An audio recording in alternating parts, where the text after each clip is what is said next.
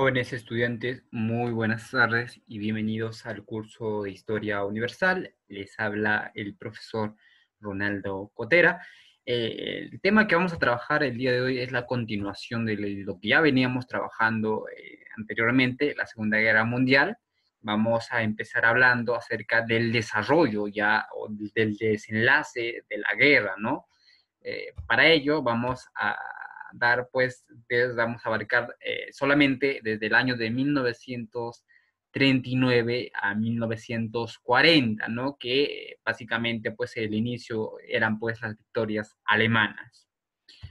Eh, el plan de invasión a Polonia, pues, o la Segunda Guerra Mundial se da pues inicio con la invasión a Polonia, ¿no? Al cual se le va a denominar como Caso Blanco. Este pues va a ser un éxito por parte de los alemanes, ya que se van a encontrar pues con una escasa resistencia polaca, al cual pues va a sorprender a todos, ¿no? Este triunfo se debe sobre todo a la táctica de la guerra relámpago, ¿no? La guerra relámpago, lo vamos a ver más adelante, consistía pues en el uso combinado de las fuerzas en un determinado orden, ¿no? Primero, lo que hacían en la guerra o en la guerra relámpago, pues es bombardear al enemigo con artillería y aviación. Luego se desbordaban sus líneas y se rodeaban con carros blindados y fuerzas mecanizadas. Finalmente, la infantería pues limpiaba el terreno, ¿no? Días después, tal y como se había pactado, la Unión Soviética ataca e invade a Polonia, ¿no? Entonces, este pues va a ser el primer hecho o el primer suceso, el cual va a desencadenar la Segunda Guerra Mundial. A finales ya de 1939, la frontera este de Alemania apenas estaba definida, pero Francia y Reino Unido no atacaron. Muy temerosos ellos deciden pues estar impacientes, ¿no? Estaban pacientes con lo sucedido, ¿no? Los aliados pues van a preferir esconderse tras las fortificaciones de la línea de Maginot y dejar la iniciativa bélica a los germanos, mientras el Reino Unido se concentra con su cuerpo expedicionario cerca de Bélgica. Todo esto se limita a bombardeos de artillería y pequeñas escaramuzas, es la llamada guerra en broma. Mientras tanto, la URSS aprovechaba para atacar a Finlandia. La guerra ruso-finesa se va a convertir en una humillación para el ejército rojo. El pequeño ejército finlandés va a resistir y va a contraatacar eh, a los enfrentamientos que venían suscitándose, ¿no?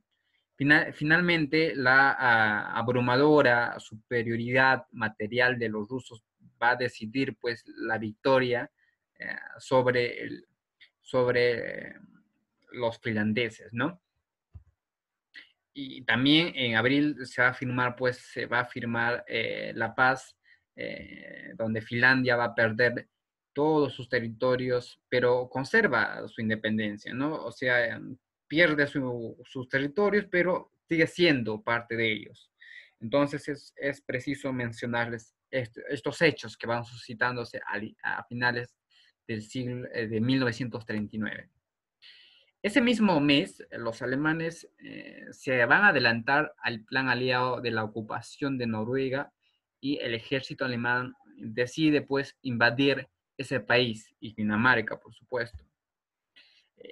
Ya para mayo se va a acabar la guerra en broma en el frente occidental cuando Alemania decide pues atacar a Holanda, a Bélgica y Francia, ¿no? Ese se le va a conocer como el Plan Amarillo. La guerra del relámpago de nuevo le da la victoria de Wehrmacht, estamos hablando del ejército alemán, ¿no? Entonces, la misma estrategia que utilizó contra Polonia, pues le va a servir justamente para atacar nuevamente a Holanda, Bélgica y Francia, conocido como el Plan Amarillo, ¿no? Esta estrategia muy utilizada por el ejército rojo o por el ejército alemán, pues va a rendir frutos al inicio, ¿no? El plan alemán va a consistir, pues, como ya lo mencionaba, sorprender a los aliados entrando por el bosque de las Ardenas en Bélgica.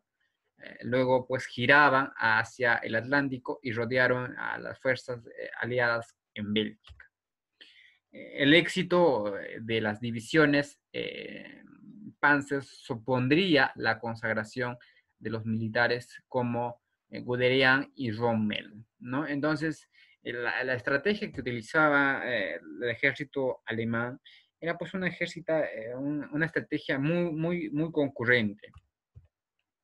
Ahora vamos a ver que el ejército francés, que era superior al alemán tanto en número de soldados como en número de carros de combate, es vencido en poco más de un mes. Es decir, para los alemanes no importó o no tuvieron en cuenta el hecho de que los franceses pues tuviesen más armas, más soldados, no tuvieron en cuenta ese punto. No, eso pues a la larga nos lleva pues a una reflexión que podemos hacer sobre que el número no importa cuando la estrategia es buena, ¿no? Los franceses van a fallar al distribuir sus fuerzas sin contar con la posibilidad de que los alemanes van a atacar pues por donde lo hicieron, ¿no? Y sobre todo van a dispersar sus carros de combate entre las unidades de infantería, al contrario de los alemanes, ¿no? Que los concentraron en poderosas divisiones Panzer. Cuando ya todo estaba decidido, la Italia de Mussolini entra en guerra al lado de Alemania. Pero una desastrosa campaña, el ejército italiano es detenido por las fuerzas fronterizas eh, francesas de los Alpes, ¿no? Como les mencioné, Francia también formaba parte de el conjunto de lo que vendría a ser los ejes, ¿no? Pero no va a tener tanto éxito como lo va a hacer Alemania, ¿no? Al inicio.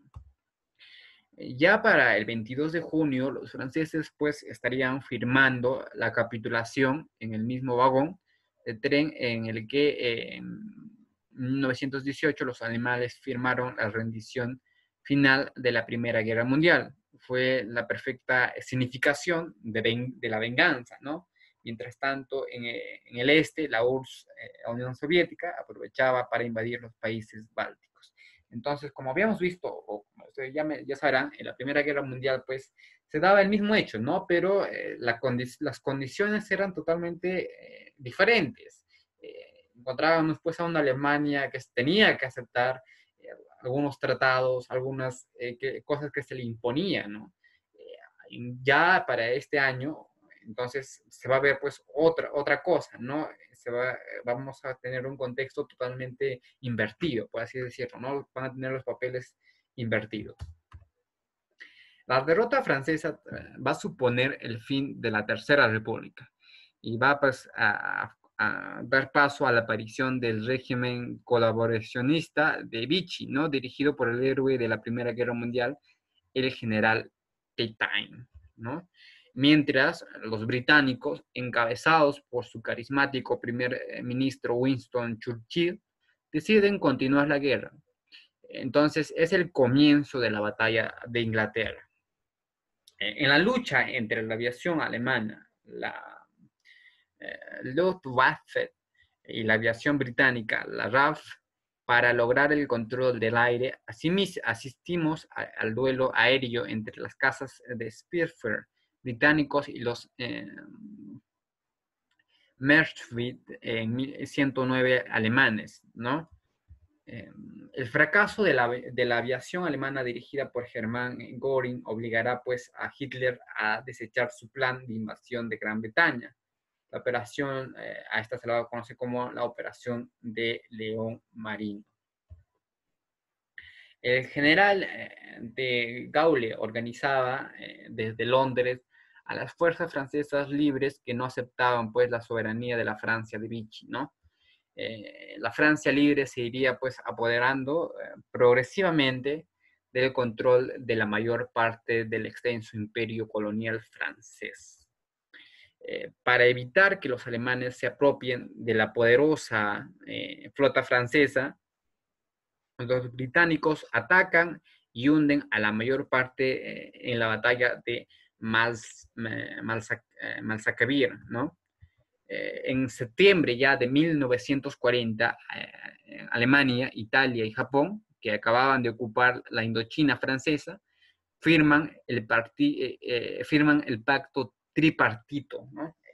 Entonces, ahí vemos en imágenes a los tres representantes o los tres aliados de lo que vendría a ser la eje, ¿no? Que estaba conformado por Alemania, Italia y Japón, firmando pues un pacto, ¿no? Este pacto pues se repartían zonas de influencia y se comprometían pues a defenderse mutuamente en ese caso o en el caso de, ataque, de un ataque exterior, salvo que se tratase pues de la URSS o de la Unión, perdón, de la Unión Soviética o de países que ya en guerra como Reino Unido o Francia Libre, ¿no? Entonces, es preciso mencionarles también de que recordaremos que Hitler pues tenía pues una cierta eh, determinación sobre el partido o la Unión Soviética, ¿no? Tenía pues un cierto rechazo, pero a raíz o a consecuencia de todos los sucesos que ya hemos visto anteriormente, decide hacer un tratado de no agresión con la Unión Soviética. Entonces, va pues a hacer también que sus aliados como Italia y Japón respeten ese tratado, ¿no? Entonces, vamos a ir conociendo más adelante cómo pues este tratado va a romper de alguna forma. Recuerden que recién estamos abarcando el 39 al 40. Más adelante vamos a ir conociendo un poco más. Para ese entonces, la Italia va a actuar por su cuenta y en octubre intenta invadir y va a intentar evadir Grecia, ¿no? Los griegos no solamente van a resistir, sino van a contraatacar, ¿no? Entonces, va a haber pues la intención de Italia por invadir a los griegos. Además, la flota italiana pues es derrotada por la británica en Tarento, por lo que Londres controla las comunicaciones por el Mediterráneo gracias a sus bases en Gibraltar, en Malta y Alejandría. Entonces, como les venía mencionando, pues Italia no va a tener tanto protagonismo como Alemania, ¿no? Vimos que Alemania, pues desde un inicio, va pues a tener una victoriosa, incluso me atrevería a decir de que va a ser pues Alemania como el papá de Italia, ¿no? Que va a estar ahí defendiéndolo, apoyándolo en las cosas que van suscitándose. Entonces, es sumamente importante este hecho, ¿no? Que Italia pues no va a haber una acotación por parte de los italianos, ¿no? Benito Mussolini no va a tener pues un aporte en la Segunda Guerra Mundial. Obviamente sí estaba conformado, van a tener algunas victorias y eso lo vamos a ir descubriendo más adelante, pero como les menciono, Italia no va a tener mucha representación al inicio, no va a tener mucha presencia. Su presencia pues, va a ser muy limitada, muy ineficiente. Tomaba pues decisiones totalmente apresuradas. Y como lo que estamos viendo ahorita, ¿no? Que por, por tomar una decisión propia, eh, la decisión de invadir a los griegos, no solamente pues pierden, sino también son masacrados, ¿no? Esto pues obviamente va a provocar que de alguna u otra forma Alemania pues tenga una cierta distracción para que